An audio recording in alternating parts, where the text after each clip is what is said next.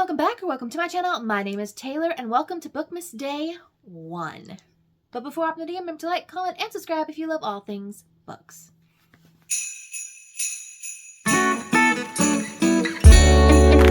Obviously, to kickstart everything, we're doing my November reading wrap-up. Now, full disclosure, I am 100 pages from finishing The Ballad of Songbirds and Snakes, but I am including it in this wrap-up because either I'm going to finish it late tonight or early tomorrow. It's just that I have a feeling that I am starting to catch a cold, and frankly, at this point, I need to, relax and rest, but I needed to get this done.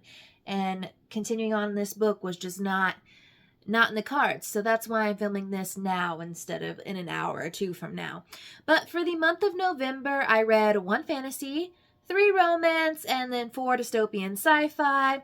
I had 5 young adult, 3 adult, and then 1 really spicy read, and then for the most part every other read was kind of mildly spicy.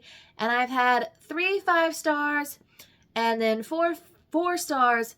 And I have a feeling The Ballad of Songbirds and Snakes will be a 4-star, but either it'll be popped up on the screen and it'll be in the reading vlog coming your way. But yeah, that makes 8 books in total. And I read a total of 1 book. 1 book on my November TBR. But I did say that due to pre-filming for Bookmas that my TBRs will probably go to the wayside for November and December, so I'm not shocked, but let's go ahead and hop into the first book we read in November. The first book that I finished this month is Every Gift the Curse by Caroline O'Donoghue. This is the 3rd book in the Gifts trilogy, which is a YA, magical tarot card inspired fantasy. So in the first book, we are following Maeve. She is a Catholic schoolgirl in Ireland who gets in a lot of trouble, but one day after school, when she is tasked with cleaning out sort of the basement of the school as her detention and punishment, she discovers these tarot cards and starts giving tarot readings to all of her classmates, including her ex-best friend Lily. But after a tarot reading where Lily starts to disappear, she must join forces with Lily's sibling and a bunch of other people in town to figure out what the heck went wrong and, form her own coven. So I ended up giving this book 4 stars. I will say the further on I read in the series, the less I necessarily enjoyed it, because I feel like when I first read it, I'm like, oh, this is so fun, it's so interesting. But it's like the more you read, you realize that the series is really much so white girl has the problems of minorities explained to her by minority friends, and that's sort of how it goes. I did have some questions. I really would like to know what the fuck happened to Aaron. We ended. I think it was a good conclusion, but what happened to him? What happened to him? Because I've got questions. Also, this series does a lot with religious trauma, particularly religious persecution of queer people, so do keep that in mind. But I gave her 4 stars, 0.5 on the chili spice rating. Then we went into my fall romance reading vlog, and we picked up the fall romance of the season, the book talk sensation, that is If It Makes You Happy by Julia Olivia. So in this book, we are following Cliff and Shelley. Shelley's recently divorced and has recently also lost her mother, so she's briefly taking over her mother's inn while her father is still grieving and her sister's in the middle of finishing up her degree. But while she is in town, she realizes that she doesn't quite have the people skills to properly run this inn, so she asks her very much so extroverted, fun-loving neighbor Cliff, who just also happens to be the town baker and single dad, to help her with those people skills. And through this friendship, they go from friends to sort of some friends with benefit situations to lovers and so on and so forth. Very much so captures fall hallmarky 90s rom-com vibes. And I'm giving this 4 stars, 0.5 on the chili spice. The book starts out, well, there's a brief monologue that starts in the summer, but it basically goes September to December, and each month has its own little section and part of this where you're following her and Cliff getting settled into this town and into their life together. I thought it was cute. I thought it was sweet. I don't think anything amazing came out of this, but I feel like this one is basically, from whatever people described, if you love Gilmore Girls and 90s rom-coms, I think that's what you'll like. And I do think the epilogue to this story is so very cute. So then I read another sort of viral fall romance, and that's Fall I Want by Lyra Parrish. I read this on my Kindle. It's the only book I don't have physically to go over today. I will say before I even proceed in this, if you do not like insta-love, if you are not for cozy slice of life, insta-love situation 0 to 100, this is not for you. Also, if you're not into a marathon of spice, really not for you.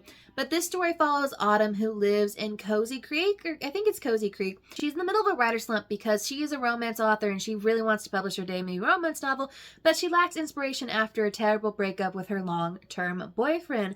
But when the grumpy billionaire Alex rolls into town and just catches her eye, things start to go from 0 to 100 when he asks her to be his friend, and of course that turns into fake dating, which turns into a marriage and everything else. And there's lots of fun things, lots of spicy things, lots of questionable things. And I will say, like I said in my original review, there's only so many happy endings one can get before you're like, is this story going to end? It was about 100 pages too long, but at least they didn't have a third act breakup. So if you're not into third act breakups, this might be for you. I'm giving it 4 stars and 4 on the chili spice rating. So if you're looking for something that gives sort of the Good Witch, practical magic, rom-com-esque vibes, this might be for you. Lastly, for that vlog, I picked up Once Upon You and Me by Timothy Janoski. Now, this is from my fall romance reading vlog. Having read it, I now know it takes place at the beginning of spring. However, the vibes in the cover can really be like any season. So that's why I picked it for fall. So this is a queer adult romance and it's age gap. So if you're not into age gap, this one might not be for you. But it's boss's ex-husband romance. So if you're looking for something a little new, a little fun, a little spicy, this one might be up your alley. So in this we're following Taylor Frost, who has been assistant to Amy for about 3 years with no upward mobility in her company. But he's basically become family, and now he's going to be spending a week setting up Amy's daughter's Sweet 16 at the original resort that she and her ex-husband opened, and he's going to be getting comfy and cozy with her ex-husband Ethan. Of course, when something happens to the cabin that Taylor is staying in, he is forced to stay with Ethan, and of course they bring out the best and each other, and lots of other things come out of them. Yeah, there's a lot of heartwarming. It's quite a quick read. Do keep in mind, this does, if you're an eldest sibling, like me, this one might hurt. This one might hurt. And like always, his books touch on mental health. Ethan deals with an late in life ADHD diagnosis and everything that goes on there. And yeah, and I would say at least the kid in this, the teenager in this, does add a lot to the story. And I'm giving this 4 stars, 2 chili spice. Then the last thing I'm going to be talking about is my Hunger Games reads. So you will be seeing a Hunger Games reading vlog coming out next week, a week from now for Vlogmas. So I'm really only going to briefly go over them. Obviously, if you don't know anything about the Hunger Games by Suzanne Collins, this is the story that follows Katniss Everdeen. She lives in District 12, which is one of 12 districts that are ruled over by the capital of Panem, which is late-stage dystopian North America.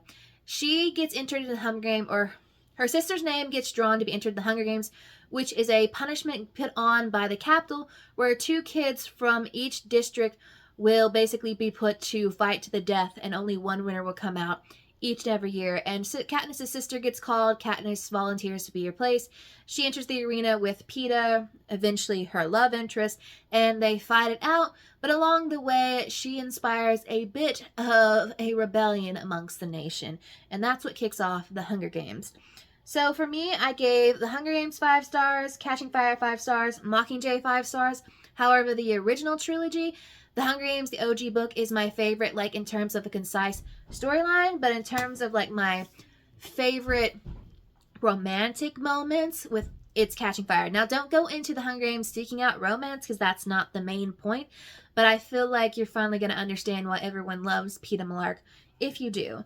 Now, to the book that I'm currently almost finished with, in the middle of, The Ballad of Songbirds and Snakes. This is a prequel novel that was released after the original run of the Hunger Games, and this follows Coriolanus Snow, who is the president of Panem in the Hunger Games books, and just say he's not well loved, but he is very much so a complex character, and we are following him when he is 18 during the 10th annual Hunger Games, where he is tasked with being a mentor to a District 12 tribute, Lucy Gray Baird, and we're following his story from mentorship to sort of his rise and fall, the things that, you know, or from his fall and his rise and all that comes in between.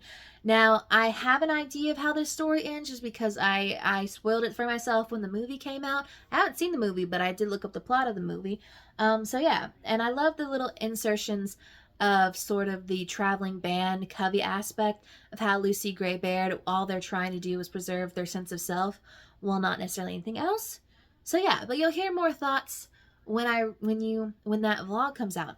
But those are all the books that I read in the month of November. Let me know what y'all were reading for this last month of fall, because I know I'm gearing up for a great holiday romance season, if only my health doesn't fully decline. So, but hopefully you and I both have a great holiday reading season, and I'll see y'all in the next one.